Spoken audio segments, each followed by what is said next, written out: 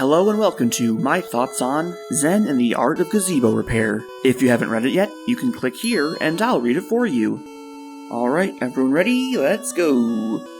Honestly, it's just kind of weird to discuss stories that don't have a plotline, because it's basically just anything goes. This story just kind of breaks down into a bunch of mini-segments, so I guess I'll just say what I like and dislike about those. So, part 1 starts off with Granny Smith complaining about some squeaky boards, so it's up to our hero Big Mac to fix it. But he's out of nails. Time to go to town and get some. But there's a festival today. How will Big Mac ever find these nails? And thus our non-adventure begins. So the first ponies Big Mac runs into are the Cutie Mark Crusaders. I like the Crusader parts. They're fun, and not because of the dumb, oh no, they mix up the code words again, but because they set everything on fire. That's just funny. Following the Crusaders, we enter the full sitting arc, which is not my favorite. Oh my god, why is it 2.5 pages long? It definitely didn't need a full page of setup before the cakes just dropped the fulls off on them. And now the babies just do baby things. But at least we got Trixie cameo. And now we have Octavia and Random Music Pony. And somehow I totally missed this, but in this panel with the Cutie Crusaders zooming off with a cart full of fireworks, that is definitely Octavia's goddamn missing cart. So really these two Octavia panels are just part of the CMC subplots. And also we can't forget Caricature Pony in the background. I don't know why we needed to add that, but there he is, hell yeah. And you know what, I really like this next page. I don't know why, literally nothing happens in it, but you know, Big Mac's just vibing. Ooh, and after one more failed Cutie Mark Crusader firework, it's time to introduce the Fleetfoot arc. Hell yeah. This subplot is way better than the Cutie Mark Crusaders. This is probably my favorite part. It's just so dumb. I really just like this whole dream sequence part, especially this part where she's throwing away all of Big Mac's stuff. But alright, that's just a tease. We'll get back to Fleetfoot later. Now it's time for Diamond Tiara.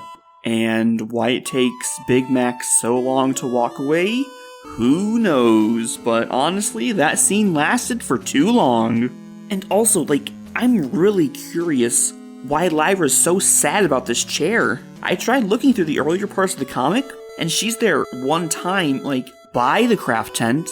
Maybe the Crusaders blew it up when they blew up the craft tent? I don't know, but I really want to know. But I mean, maybe I'm just blind. If you guys saw something, let me know. But anyway, we have a quick run-in with Bulk Biceps, which I mean, you know what? We could always use more of him. And now it's time for the summer wrap-up games starring Princess Luna. Luna just kind of forces Big Mac to partner with her. But I mean, he stays and it looks like he's having a good time, so I mean, hell yeah. I really appreciate that Luna has new text on her shirt in every panel. That's a good touch. Just on a side note, I really like Luna's guard. Their design is just way cooler than Celestia's. Alright, Big Mac finally decides to ditch Luna, and he runs into Zecora. But why does he get jump scared so badly? I just think it's kinda weird, I don't know. The one thing I hate most about this comic series as a whole is that every single goddamn time Zecora's on screen, they just have to make a dumb joke about Zecora thinking of rhymes. Please, stop. And now we discover that the hardware store has exploded. Thanks, Crusaders. Oh, and narrator Spike's here. And that's the end of part 1. Who knows what kind of hijinks and japes will occur in part 2.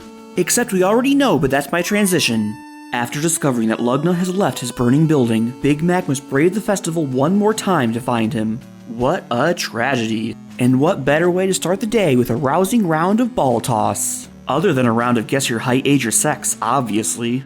I like this part, not because of the mini-games, but because it's part of that sweet, sweet Fleetfoot arc. Now that our sweet girl is all bandaged up, she becomes a stalker. And now through a gift, Big Mac has confirmed his love for her. And then he runs into the Crusaders. Literally, again. Still rocking that stolen cart, still all about fireworks. And once more, another load of fireworks goes flying through the air. Conveniently by some torches. But at least it's not Sweetie Belle's fault this time. I'm really glad that Snips and Snails got some screen time. They deserve it. After running around in a circle, it's parade time! But uh-oh, Big Mac got yoinked and now he has to dance on a Sapphire Shores float. And his dancing on the float is so spectacular that none other than Photo Finish must photograph him. Now, Fleetfoot has some pictures of him. Also, while Big Mac's running away, we finally get the conclusion of the epic Sunstone journey that Twilight and Co. have been on. Like that's more important than our nail hunt. And now it's time for the saddest part of the story.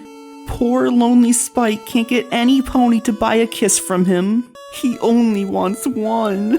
Oh, poor Spike. But hey, Big Mac's nice enough to give him some bits. What a savvy business dragon. And not only does he mend Spike's broken heart, but he gives the figure away to the love of his life. They're just meant to be. Alright, and we're walking around, haha, funny joke. There's Flim and Flam. And we're back to the Crusaders, who have even more fireworks. It's almost time for the fireworks show. They just have to hold on to these fireworks for a little bit longer. But can they do it? Big Mac decides to try the hoedown. Maybe he'll find Lugnut there. And every pony's doing Big Mac's dance. Ha ha ha, funny joke. But first he runs into T-Love, whose name is not mentioned once in this comic. And she has some strange spy-themed fantasies about Big Mac. But what about Fleetfoot? How could he betray her like that? Well, it's up to Fleetfoot to handle the matter, and that bitch must die. And then Big Mac finds Cheerilee, and obviously she knows where Lugnut is. And of course she does. Oh my god, finally a lead. How much longer will it take to find him? We still have to repair the gazebo. And now that we're nearing the end of part 2, we finally have a proper run-in with the main 6. Wow! After hours of searching for Lugnut, Big Mac finally gives up. What a shitty day. But then Zecora tells him it was about the journey, not the destination. And Big Mac has a grand old time. But still, it's just a shame that we never reached our destination. Until right now, and god damn it, Apple Bloom had the nails the whole time. What a waste of a day. And that's where that last bundle of fireworks landed. What a good meme. And that's the end. I wish there was more overlap between the two parts. It's just the Fleetfoot and Crusader mini-arcs. And obviously the Sunstone adventure, but that's more of just a small goof about ha ha ha, Twilight's out having real adventures and we're buying nails. So I don't really count it as a subplot. Like, we spent so much time with Luna in part 1, but she's just completely absent from part 2. Besides that sweet smooch at the end. Why isn't she in the background scavenger hunting? And what about Diamond Tiara? Why was that scene so long? Her scene doesn't impact any subplots, nor does it continue. Like, come on, the Spike scene in part 2, that was perfect. Why didn't Diamond Tiara get the same treatment? Like, they took a similar amount of time, but Spike progressed the subplots. Diamond Tiara just wasted time, and it wasn't even entertaining. Just Diamond Tiara really could have been integrated better. But yeah, apparently I have a strong opinion on that Diamond Tiara scene. But anyway, back to the real stories. So, the Crusaders. It started off pretty good, nice and fun. You know, they slam into Big Mac, yell about fireworks, set them off, then run off to get some more. But then that just kind of happened 5 more times. But, Snips and Snails launching the fireworks instead of Sooty Bell? That was art. But the Fleetfoot subplot, ooh, 10 out of 10.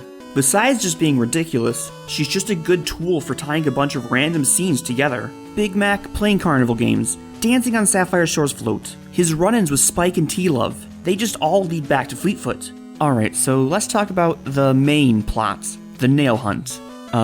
It has no purpose. It doesn't even have a conclusion, because Lugnut doesn't have any nails. Why this was chosen to be the main plot, who knows? There probably could have been a better reason for Big Mac to go to the festival. But you know what? Him looking for Lugnut causes him to create a new dance, so at least it has one tie-in. Alright, so those are my thoughts. Let me know what you guys think, and until next time.